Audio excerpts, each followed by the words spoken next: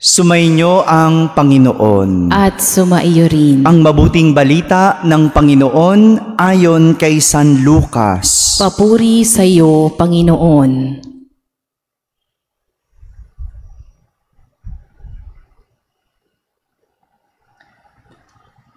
Nang nalalapit na ang panahong iaakyat si Jesus sa langit, ipinasya niyang pumunta sa Jerusalem. Sinugo niya ang ilan upang mauna sa kanya. Humayo sila at pumasok sa isang nayon sa Samaria upang ipaghanda siya ng matutuluyan. Ngunit ayaw siyang tanggapin ng mga Samaritano sapagkat siya'y patungo sa Jerusalem. Nang makita ito nina Santiago at Juan, ay kanilang sinabi, Panginoon, payag ba kayong magpababa kami ng apoy mula sa langit upang pugnawin sila? Ngunit bumaling siya at pinagsabihan sila, hindi ninyo alam kung anong uri ng espiritu ang sumasa inyo. Sabi niya, sapagkat naparito ang Anak ng Tao hindi upang ipahamak ang mga tao, kundi upang iligtas sila. At nagtungo sila sa ibang nayon.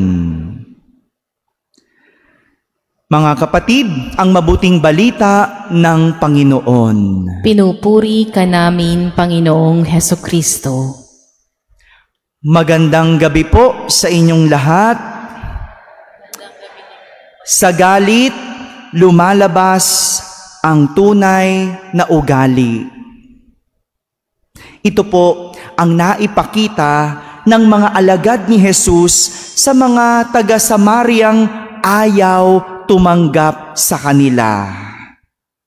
Pinauna kasi ni Jesus ang kanyang mga alagad para ipaghanda siya ng matutuluyan. Galing sila sa Capernaum, pupunta ng Jerusalem, napadaan sila sa Samaria sapagkat yun ay shortcut. At habang sila'y naglalakad, pinauna na ni Jesus yung kanyang mga alagad para mag-abang na ng matutuluyan sapagkat alam na gagabihin sila.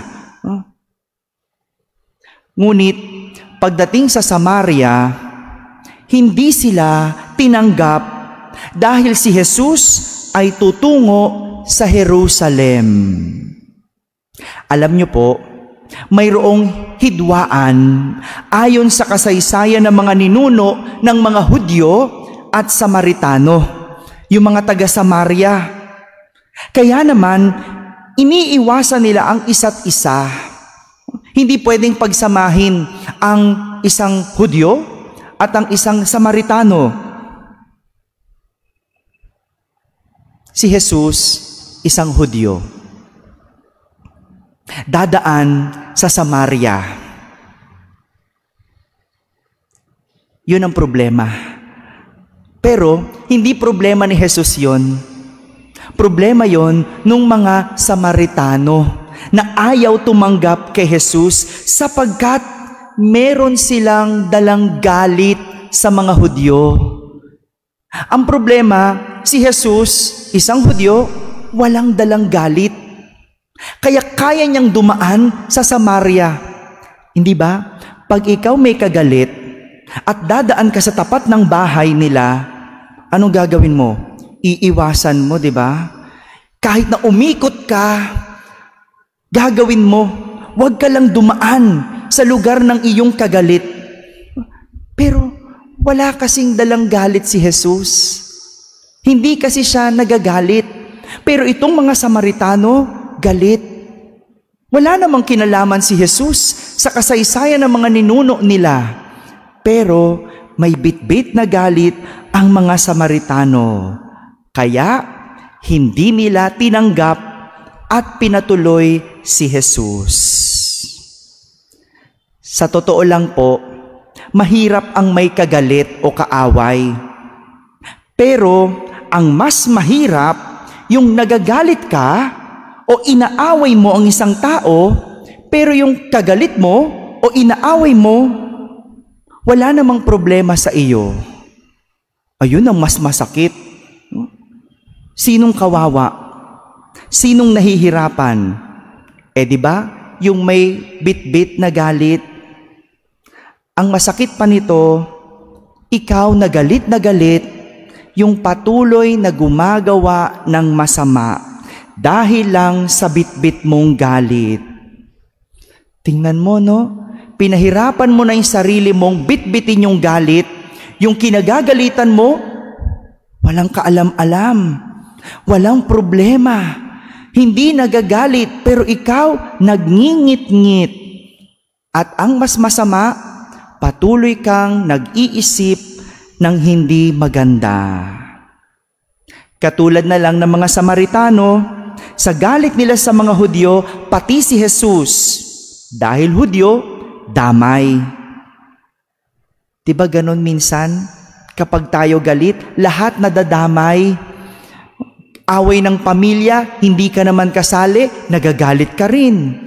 No? Sinaunang away pa, pero ini-involve mong sarili mo, galit ka na rin. Ang mga Samaritano, ganon. Bit-bit sa kanilang puso ang galit. Kaya ang masama, hindi nila pinatuloy si Jesus. At dahil doon, nakagawa sila ng masama. Kaya nga, gano'n na lang din ang galit ng mga alagad ni Jesus. Kasi ayaw silang tanggapin, ayaw silang patuloyin. Kaya sa inis nila, ang sabi nila, paulanan ng apoy. Pero kahit galit ang mga alagad ni Jesus, pinagsabihan niya sila. Ang sabi ni Jesus, hindi ninyo alam kung anong uri ng Espiritu ang suma sa inyo. Para bang pinalalahanan sila, alagad ko kayo, walang puwang sa inyong puso ang magalit. Dahil ang dagdag pa ni Jesus, naparito ang anak ng tao, hindi upang ipahamak ang tao, kundi upang iligtas sila. Pinapaalalahanan sila na hindi o walang puwang sa kanila ang galit dahil hindi ang magpahamak kundi ang magligtas ang kanilang misyon. Mga kapatid, kung malinaw ang kasinuhan, malinaw din ang maipapakitang kaugalian.